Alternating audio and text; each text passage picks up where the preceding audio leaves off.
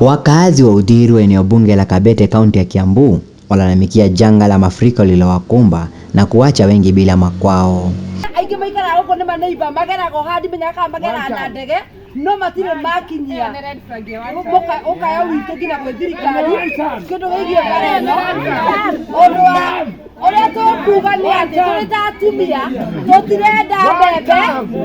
Wapangishaji wasema biashara zao zazidi kudorora licha ya wao kulipa kodi ya kaunti ya Kiambu.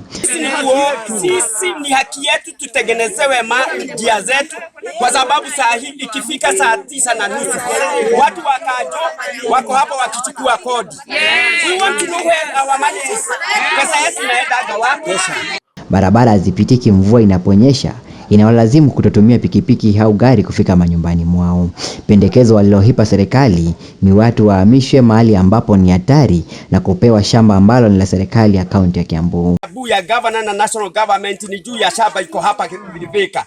Hawa watu wanataka hii shamba ni ya eka 3 peke yake na imetoshea hawa watu.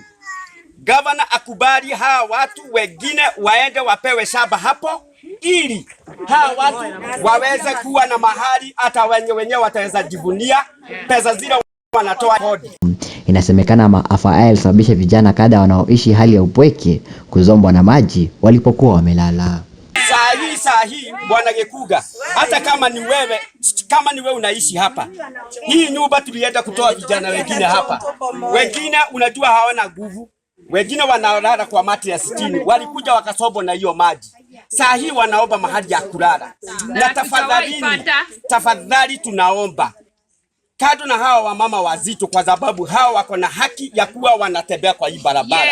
Jina naitwa Michael Mukiri, chairman wa maslahi ya jamii CDO hapa Uthiru, na pia mimi ni landlord na naongea kwa niaba ya wakazi wa hapa hii kijiji ya Shauri Yako na Getire, wenye wako na matenant wetu walisombwa na maji wakahama, wengine wakapoteza mali.